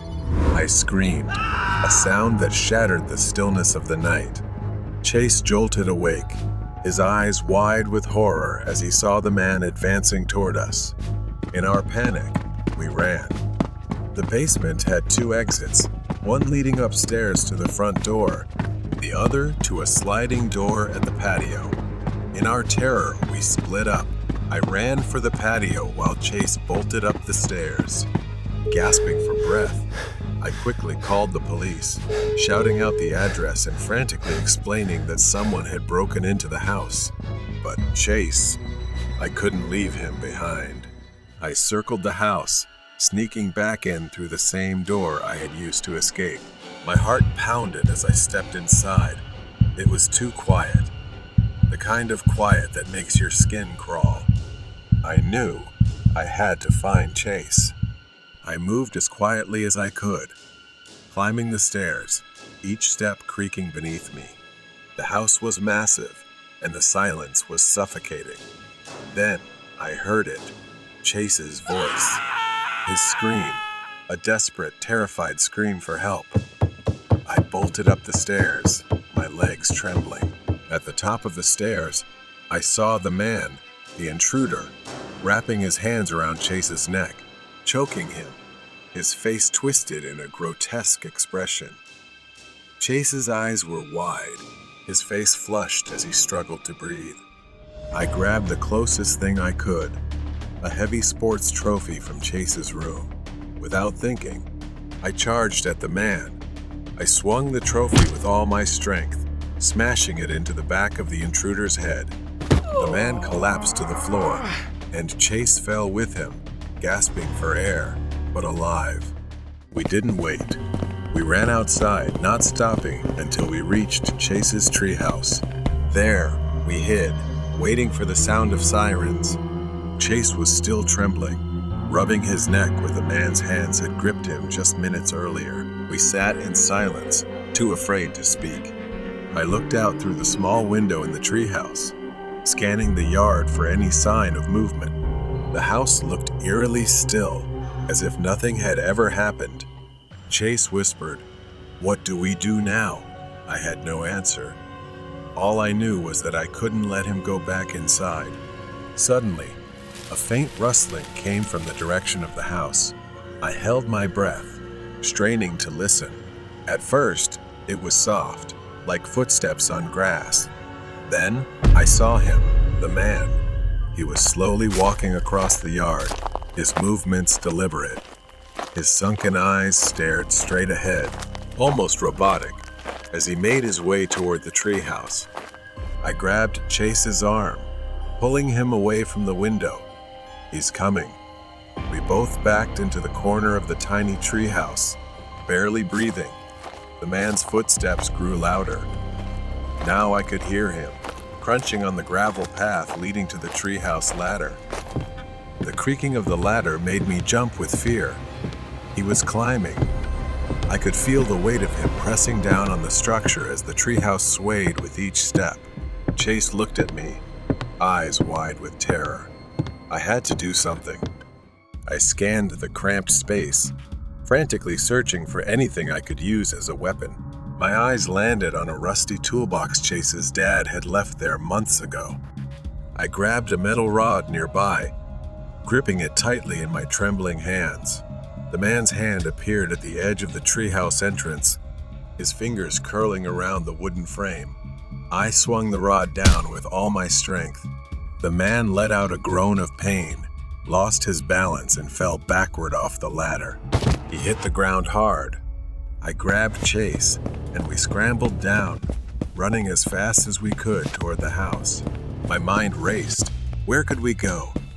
The man had fallen, but he wasn't dead, and I knew it wouldn't be long before he got up again. Panting, I pulled Chase toward the side of the house, where thick bushes and overgrown trees hid us from view.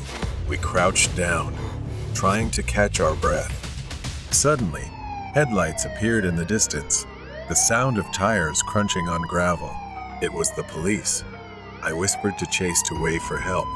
We stood cautiously, peering around the bushes. The man was nowhere to be seen. I signaled to Chase to follow me.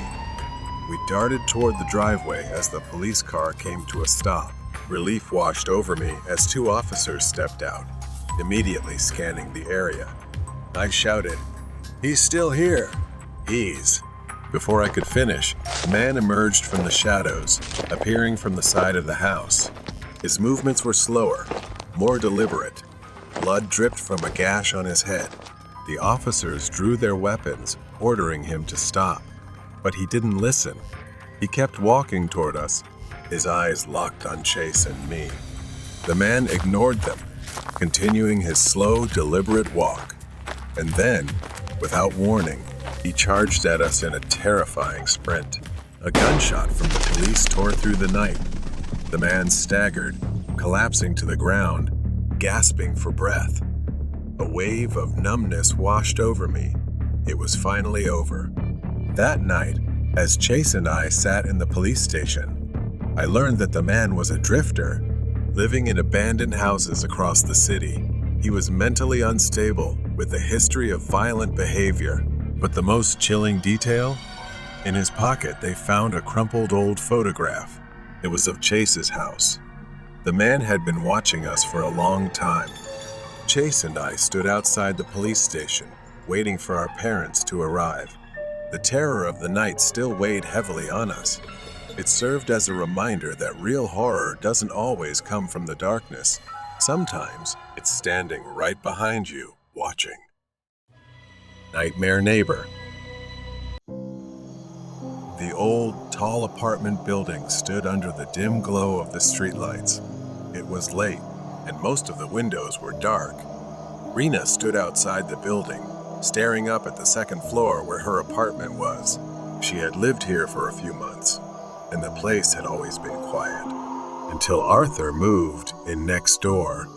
Rena's apartment was at the end of the hallway on the second floor, and the trip to take out the trash usually took only a few minutes. But tonight, she felt eyes on her. As she was about to turn the corner at the end of the hall, there he was. Arthur was standing by his door, as if waiting for her. He always found a reason to talk and stand too close to her. She kept her head down, mumbled a quick greeting, and brushed past him toward the stairs. This time, he said nothing. A chill ran down Rena's spine. Something was different tonight, something that made her more uneasy than before. Rena stepped into her apartment and quickly shut the door. She took a moment to calm herself, telling herself she was overreacting. She turned off the lights in the living room, planning to head to bed and watch some TV. It was late, and she was tired but not quite ready to sleep. As she passed the broom closet, she heard a faint sound, like a rustling from inside. Her heart skipped a beat, and she froze, staring at the closet door. With trembling hands, she reached for the closet handle. She hesitated. Every instinct screamed at her not to open it, but she had to. She couldn't just leave it. She pulled the door open. Arthur was standing there, in her closet. For a split second, time seemed to stop. He was just standing there, staring at her, unblinking, with a twisted smile on his face. She gasped, stumbling backward. Her heart raced as panic rose inside her. He stepped forward, crawling out of the closet like a predator closing in on its prey. She ran into the bedroom, slamming the door shut, but she didn't have time to lock it. The door flew open, and Arthur was right there, his face wild. She dashed for the bathroom, her final place of refuge. She slammed the door just as Arthur reached the bedroom. Her hands fumbled with the lock. Rena pressed her back against the cold bathroom wall. Her breath came in sharp gasps as Arthur pounded on the door, trying to break through. The thin wooden door was all that separated her from the man who had been stalking her for weeks, his sick grin etched into her mind. Thankfully, she had brought her phone with her. She gripped it tightly, her fingers trembling as she spoke to the police. Her voice was barely a whisper, fear choking her words. Arthur slammed the door again, the wood splintering under the force. Rena knew it wouldn't hold much longer. Suddenly, the pounding stopped. She held her breath, pressing her ear to the door, straining to hear any sound. Was he gone? Had he given up? Arthur stood outside the bathroom door, his breathing ragged, his eyes wild with anticipation. His patience was wearing thin. His hand hovered over the doorknob before he stepped back, glancing at Rena's bedroom. He knew she was cornered, with nowhere to go. Slowly, he reached into his pocket and pulled out a small, shiny knife. His fingers tightened around the handle, and his eyes narrowed. With a single powerful kick, the bathroom door splintered apart. The door burst open, and Arthur lunged inside, his eyes wide and feral. She backed up until she was almost against the wall. She screamed for him to stay away, but Arthur didn't stop. He lunged at her, grabbing her arm in a grip so tight it would leave bruises. Rena tried to pull away, but he was too strong. Pain shot down her spine as he twisted her wrist, pinning it to the wall. The phone slipped from her hand, crashing to the floor. Arthur's face was now only a few centimeters from hers, whispering threats because she always ignored him in the hallway. Rena struggled, trying to break free, but he pulled her closer, tightening his grip. His knife slashed through the air, grazing her arm. She gasped as a sharp pain cut through her skin, blood trickling down. The sound of sirens tore through the night, growing louder as the police raced toward the apartment building. Flashing lights reflected off the windows, like a beacon of hope in the suffocating darkness. Inside, Rena's vision blurred with panic and pain. He shoved her against the wall again, laughing maniacally as he brought the knife closer to her throat. Her body screamed for escape. Her free hand groped blindly along the counter near the sink, desperately searching for anything she could use to defend herself. She grabbed a glass soap bottle and, without thinking, smashed it over Arthur's head. The glass shattered, and he staggered back, momentarily dazed. Arthur staggered. The knife slipped from his hand and fell to the floor. Rena did not wait. She rushed out the door, holding her throbbing arm that was bleeding from the cut he made. She ran out of the bathroom and into the living room, her mind screaming for escape. But Arthur wasn't far behind. Stunned, but enraged, he grabbed the knife again and charged toward her, blood streaming down his face from where the glass had struck him. The police burst through the front door of the apartment complex, racing up the stairs to the second floor. They knew they had to act quickly. Rena reached the living room, but her legs buckled beneath her, sending her crashing to the floor. She could feel Arthur's looming presence, approaching with the knife in hand. His eyes were now filled with rage, the twisted delight gone. He reached for her, grabbing her hair. Rena winced in pain, trying to get up, her body screaming for help. Arthur growled, his voice low and venomous. "There's nowhere left to run, girl." Just as he raised the knife again, the apartment door burst open with a loud crash. The police swarmed into the apartment, guns drawn. "Drop the weapon," one of them shouted, their voices slicing through the tension. Arthur hesitated, giving Rena the opening she needed. She kicked his leg hard, causing him to cry out in pain. She ran toward the police, gasping for breath, blood dripping from her arm, but the nightmare was finally over. Rena sat on the edge of the ambulance, her mind still reeling, her body in shock. She watched as the police loaded Arthur into the back of their car. The flashing lights of the police car faded into the night as they drove away. The Clown in the Tree. This happened to me when I was 14. It was the same year everyone was talking about creepy clowns lurking in random places. The stories were everywhere, but I never took them seriously until I had an encounter of my own. I was sitting alone in the living room. My parents had gone to my grandparents' house for the evening, leaving me home by myself. But instead of feeling free, there was a strange unease I couldn't shake. I texted some friends, inviting them over to kill time John and Emma. We played video games for a while, but after a few hours, we got bored. John had an idea. He said, "Let's go into the woods." There was a forest right behind my house that we usually avoided, especially at night. But it was still light out, and with nothing else to do, I agreed. We gathered ourselves and headed out. Part of me regretted it as soon as we left the house. The forest was dense, tall trees casting cool shade, but we weren't scared. We joked around, tossed sticks, and laughed about nothing. We had been there for about 20 or 30 minutes when we heard something strange. Someone was crying. The sound was faint but unmistakable, like sobbing, desperate, coming from deep within the trees. We all stopped, staring at each other.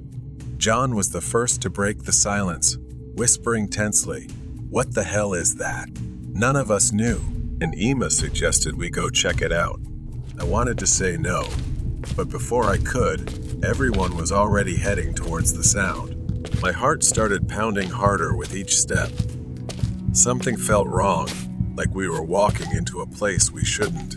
As we got closer, we saw a figure slumped on a large branch of an old tree. It was a man, dressed as a clown.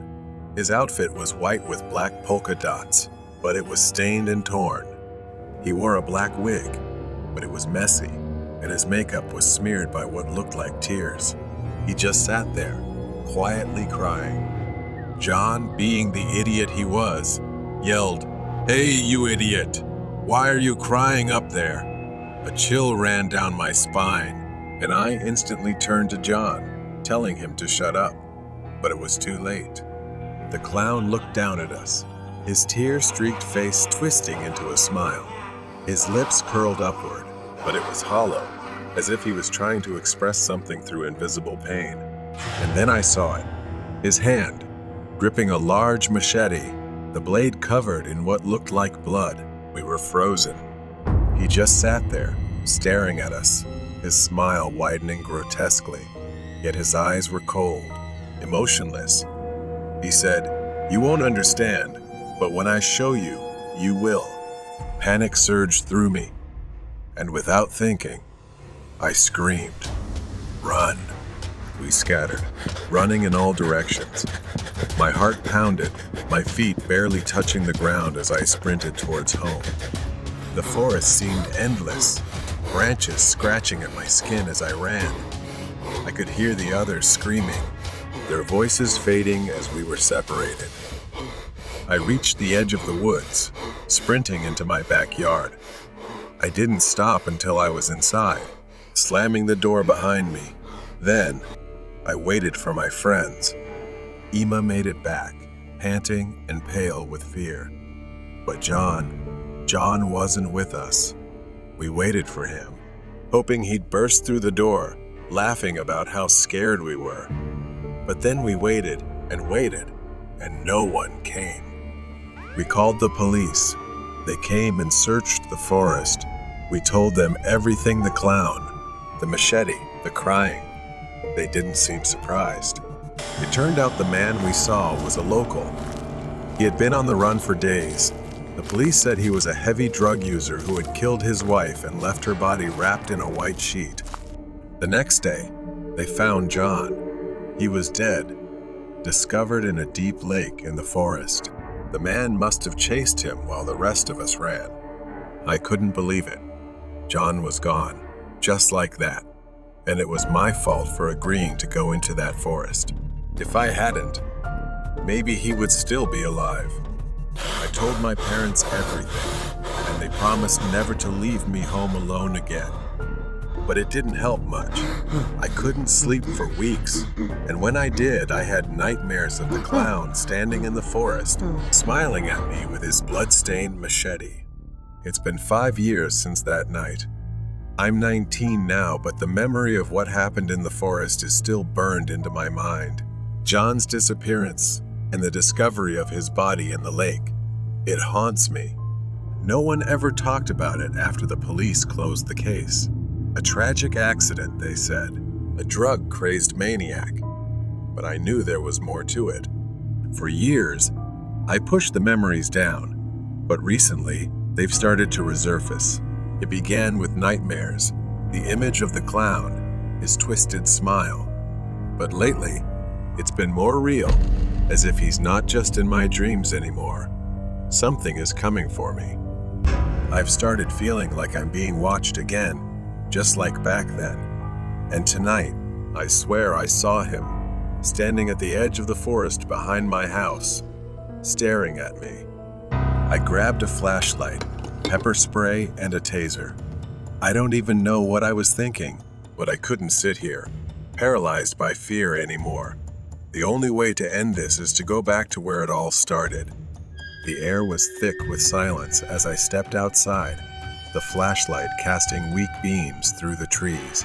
The moment I entered the forest, each step felt heavier than the last, as if the woods themselves were pulling me deeper into the darkness. I didn't know where I was going, but my legs seemed to remember the way. Soon enough, I found myself back at the place where we had first seen the clown crying. Suddenly, the rustling of leaves shattered the silence. I froze. The sound of snapping twigs grew closer. I slowly turned around. The flashlight shook in my trembling hands, illuminating a figure perched on a branch, whistling. It was him. He looked just like before, his white clothes smeared with dirt and something darker dried blood. His black wig was still a tangled mess. He just sat there, staring, holding the machete. The clown tilted his head, his smile twisting even more as he jumped down effortlessly, walking slowly, deliberately toward me. He said, "Welcome back." I was so angry I almost cried, yelling that I knew what he had done to John. The clown's smile faded, replaced by a fake look of pity. "You don't understand," he whispered. "I didn't kill him. He chose it." I shook my head, backing away. His words. When I ran, I remembered seeing John hesitate, standing still. He didn't seem scared, more like mesmerized. And what he said before we ran into the woods, he looks sad, doesn't he? I snapped back to reality as the clown got closer, saying that when it was my turn, I'd understand. His words hit me like a punch. I stumbled backward, tripping over a fallen branch. The flashlight slipped from my hand, flickering as it rolled across the ground. Darkness enveloped me, and I reached to grab it, but the clown's footsteps were closer now. I looked up and saw him towering over me, raising the machete. I pulled the pepper spray from my pocket and sprayed it. He staggered for a moment. But then I heard a voice that sounded like John's. "Alex, you need to leave." I don't know how. I didn't look back at the clown. I just ran. His laughter echoed behind me. Suddenly, I was standing in my backyard, alone. The forest was quiet now, the house dark and still. I rushed inside and called the police, convinced he was still out there. When the police arrived this time, he was there. They found him crouched near the lake, clutching the machete. His clothes were soaked in blood and dirt. He didn't resist when they approached. Later, they interrogated him for hours.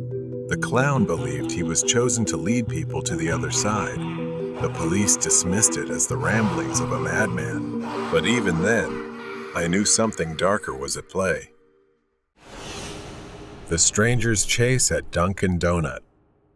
It was just another regular shift at Dunkin', where I work part-time. The night shift is my usual shift, and tonight was no different. We usually close at 9 p.m., and I've grown used to the quiet that settles over the store as night falls. We had to clean up everything, and my coworker hadn't shown up yet. But that wasn't unusual. I was fine handling the store by myself. The inside of this Dunkin' was larger than most, with a few booths and tables scattered around. I had spent the last few hours in silence. No one had come in, and the last customer had left by 8:30 p.m.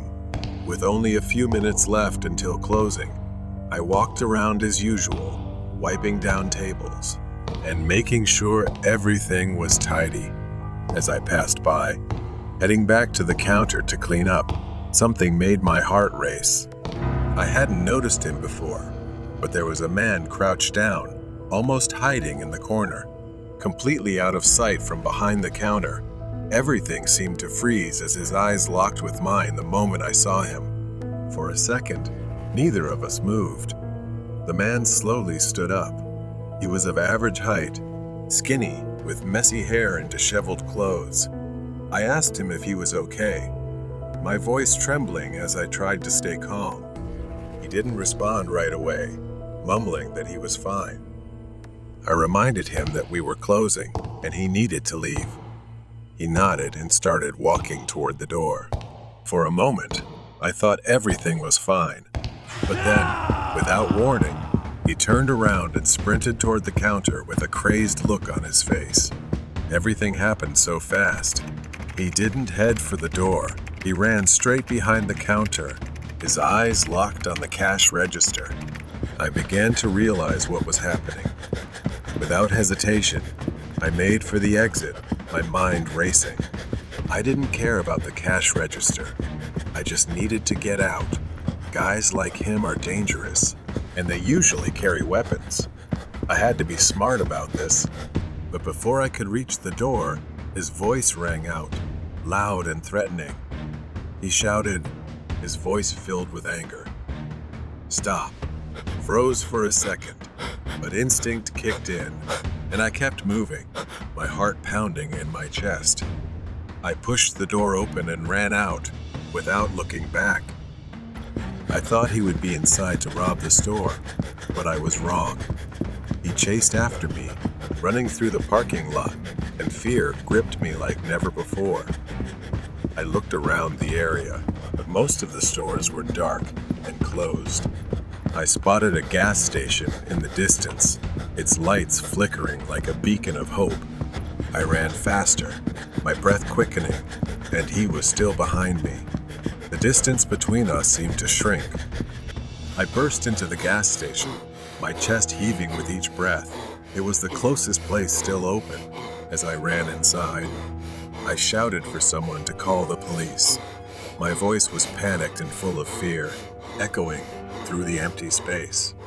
The clerk behind the counter and a lone customer turned to look at me. Startled, I ran past them, heading straight for the back of the store. A small restroom sign caught my attention. My fingers fumbled with the lock as I rushed inside. The flickering light in the small restroom, combined with the smell of bleach, heightened my tension. I was shaking uncontrollably. Leaning against the door, I took a deep breath, trying to calm myself. I reached into my pocket, my hands trembling as I pulled out my phone and called the police. The dispatcher reassured me that officers were on their way, but the minutes felt like hours as I waited. I pressed my ear against the bathroom door, listening for any sign of him. Nothing. The silence was suffocating. Was he following me? Was he out there, lurking?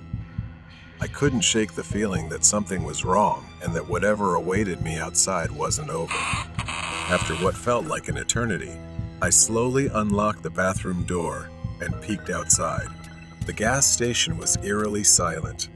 The cashier was no longer behind the counter, and the customer had disappeared. I cautiously stepped out further. The dim lights cast long shadows over the shelves. I walked carefully, my own footsteps suddenly too loud. My eyes darted to the door, but there was no sign of the man outside. For a brief moment, a wave of relief washed over me. Then I saw him. Through the glass window, his face appeared pale and terrifying. His wild eyes pressed against the glass like something from a nightmare. His eyes locked onto mine, a twisted smile spreading across his face. He smiled grotesquely, almost stretching from ear to ear. Then he breathed onto the glass, writing the word "run." It felt like a challenge, daring me to try escaping. He slowly dragged his finger down the window, the screeching sound sending chills down my spine. He was waiting, like a predator, knowing that eventually I would have to come out. Panic surged within me again. I rushed toward the back exit, hoping it would lead to some way out. As I pushed the door open, I found myself outside again, this time in the alley behind the station. My breath fogged the cold air as I frantically looked around for somewhere to hide. The alley was narrow, with tall brick walls on either side, dark and unwelcoming. A few trash bins lined the path, but it was mostly empty. I had to make a choice. The only way out was forward or back to the gas station, where he might be waiting for me. I didn't have time to think. I started running. my body moving on instinct. As I ran, I glanced over my shoulder, nothing behind me. Still, fear gripped me tightly. This alley too dark, too unknown, leaving me vulnerable to whatever could come. I turned the corner and was met with a dead end. My heart sank as I saw the towering chain link fence blocking my way. I could hear my own breath, ragged and loud, and feel the cold sweat on my skin. Maybe there was no way out. Footsteps echoed behind me. Slow. Maybe he was coming closer. My body froze in place as the sound grew louder, the rhythm unsettling in its calmness. I wanted to run, but there was nowhere to go. My back pressed against the cold brick wall as I realized I had no other choice but to face him. He appeared at the end of the alley, his eyes locked onto mine with that twisted smile. His steps slowed as he moved into the faint light, his shadow stretching unnaturally across the ground. In his hand, he held an iron rod. My heart was pounding in my chest. My legs were shaking. Then he spoke. "You can't run forever." His voice was low, mocking, and dragged the iron bar across the road with screeching sounds. My mind seemed to be spinning. I scanned the alley, desperately searching for anything that could help me. Without thinking, I grabbed a broken brick lying near the trash cans. I knew it wasn't enough to stop him, but I had no other choice. It was all I had. He stopped just inches from me, smirking. "You really think that's going to stop me?" I didn't answer. I didn't need to. As he took one more step toward me, I swung the brick with all my strength. In the moment, he was too focused on taunting me. Turning away smugly, I threw the brick, and it hit him square in the head. For a second, everything froze. He staggered back, the smile vanishing from his face as blood trickled down his forehead. I didn't wait to see what happened next. I seized the moment and ran. I didn't look back. All I could think about was getting as far away as possible. The sound of sirens tore through the night air in the distance. The police were coming, but I didn't stop running. Right then, the screech of tires cut through the air as police cars appeared. 3 patrol cars pulled into the gas station, red and blue lights flashing furiously. I could see the officers jump out, guns drawn, moving with urgency. I tried to shout, trembling as I pointed toward the alley. "He's over there." The officer nodded quickly and signaled to the others. They disappeared into the alley, their flashlights cutting through the darkness as they shouted commands. The man appeared at the mouth of the alley, running toward the parking lot. But this time he wasn't alone. The police were right behind him. His wild eyes darted in every direction as he desperately searched for a way out, but he was surrounded. The police quickly tackled him to the ground. The man struggled violently, his voice twisted with rage, sending chills down my spine. But now, I was truly safe. The flashing lights of the police cars began to fade as I sat on the cold sidewalk, trying to piece together everything that had happened. It was over, but the horror still lingered. Stalkers in the dark. I started working as a security guard, night shifting at a small shopping mall in the city right after graduating high school. This job was supposed to be simple. Sit in front of the screen, watch people come and go, and occasionally handle shoplifters or suspicious behavior. But the truth is, the nights can be long, even boring. Until Black Friday arrived in the month leading up to Halloween. I had heard stories about the chaos, people acting as if they were clawing to get the best deals. It was madness, pushing and shoving like a zombie apocalypse. This year, I was scheduled for the dreaded Black Friday shift. It was my second year, and I thought I knew what to expect. What I didn't expect was the note. When I arrived for my shift that evening, I found a note waiting for me on my desk, right in front of the row of CCTV monitors. It simply read, "If you're in the dark, stay indoors." It was puzzling, and I had no idea who it was meant for or what it referred to. I felt a bit uneasy but brushed it off. Maybe it was a prank or something the cleaning crew accidentally left behind. I didn't want to dwell on it and focused on my job. As soon as the mall opened, chaos ensued. People pushed and shoved, scrambling for discounted items. Every walkie-talkie on the team was buzzing non-stop. We had 10 security guards on duty, and it still wasn't enough to manage the madness. Late in the evening, things calmed down a bit until I received a call over the radio. A group of men was reportedly mugging someone with a knife in the third-floor parking lot. I quickly decided to check the cameras to see what I was getting into. As I unlocked the door and swung it open, I nearly bumped into someone. There was a strange man sitting inside. He was standing in front of the screen, wearing a red and green Christmas outfit, his head turned toward the monitor, making me freeze. He slowly turned his face toward me, a pair of sunglasses covering his eyes, even though the room was pitch black. Before I could say a word, he stepped closer, his face just inches from mine, flashing a toothy grin, sharp teeth like a shark's. "Did you get my note?" I reached for the walkie-talkie, but before I could do anything, the lights in the room went out, plunging us into complete darkness. I raised my hands, bracing for him to lunge at me, but instead, I felt nothing. I shone the flashlight, and he had vanished, leaving the room empty with just me standing there. I tried to calm myself and refocus on my pressing duties. The dimly lit corridors of the mall were filled with strange decorations, shadows, and the faint echo of creepy sound effects coming from the nearby costume shop.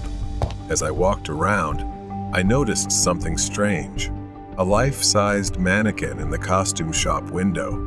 It was dressed in an outfit identical to that of the strange man. I turned to look behind me as I heard a noise coming from behind, glancing through the shop's glass. The mannequin was no longer inside. Suddenly, the lights flickered, and I heard a raspy laugh behind me. I turned around, my flashlight cutting through the darkness, and there he was, the man, grinning horrifically and then lunging toward me. I stumbled back, narrowly dodging him. I weaved between the aisles and ran up the escalator, my heart pounding as I tried to put as much distance as possible between us. After what felt like an eternity, I reached the security room and slammed the door shut, locking it tight behind me. I quickly accessed the camera feeds, searching for any sign of the man. My hands trembled as I scrolled through the screens, but I couldn't find him anywhere. Then, on one of the feeds, I saw him standing in the hallway just outside the security room, staring directly into the camera. A sinister smile plastered across his face, waving at me. I grabbed the walkie again, calling for backup, but the signal was distorted. Suddenly, the lights went out, plunging the room into darkness. I hurriedly fumbled for my flashlight. A creaking sound like claws scraping the door echoed.